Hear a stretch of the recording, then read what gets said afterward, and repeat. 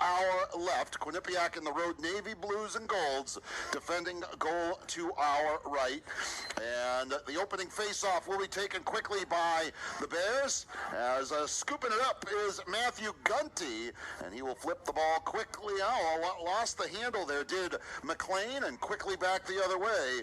I'm sorry, did Trevor Glavin, and quickly on the road against a very good Brown team. Yeah, under a minute gone here in the first, and there's going to be a violation on the Bears and, on the Bobcats. Face-off man Demitri George, and Brown will take over on the attack. They get Jack Kelly and Logan. This game up. Bears have won both face-offs so far. 9:52 to play here, first quarter.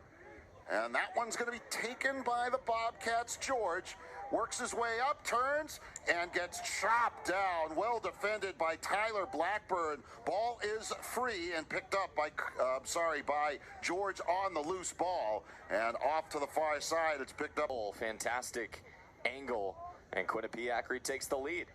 2-1, 6 minutes gone here in the first. Gunty on the face-off will scoop it up and run off to the far wing. And the Bears will look to reset. McLean comes back for Yeboah Cody, but he threw it away. Kelly's not going to get there, and an unforced error will give Quinnipiac an opportunity here to extend the one-goal lead.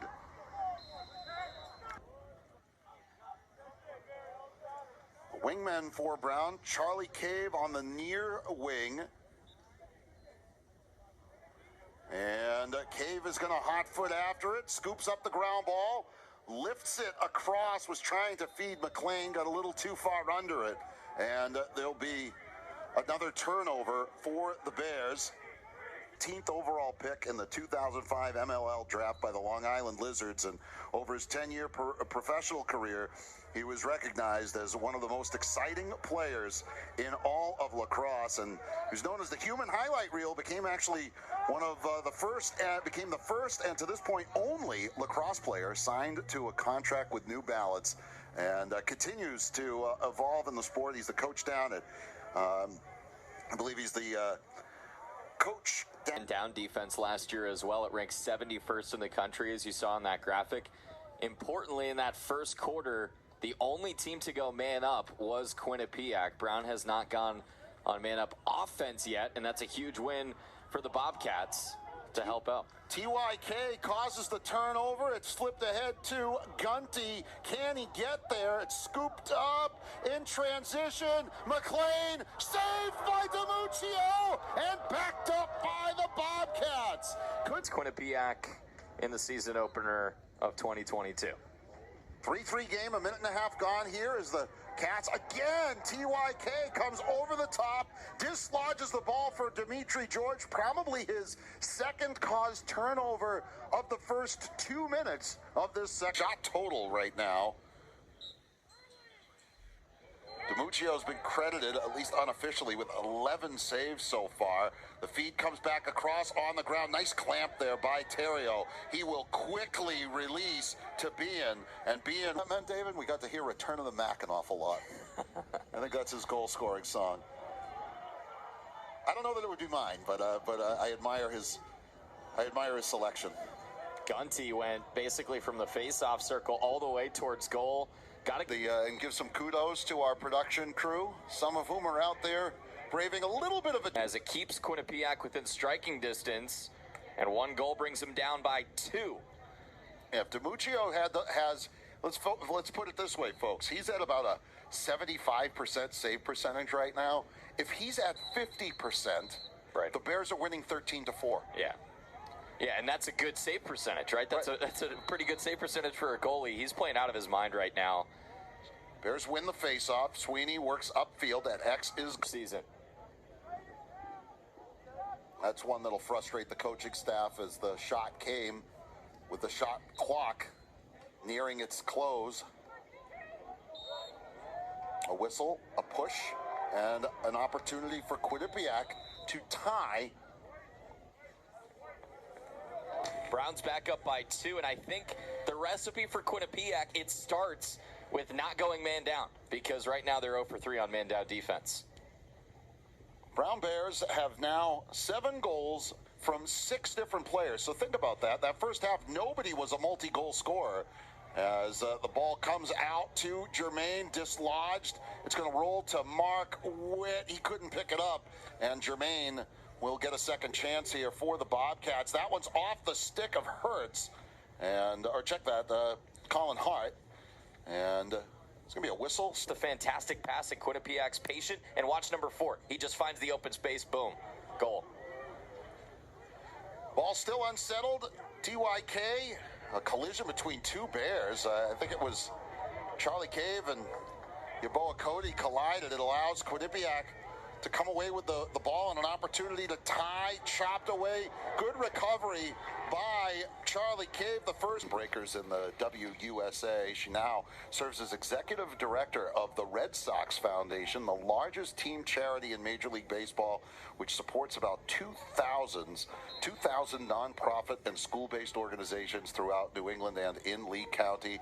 She was formerly the executive director of Scholar Athletes, a Boston-based nonprofit helping high school students cultivate discipline. Up 20 in the country, and he's having a great season start here today. Linehan, the transfer from Providence College.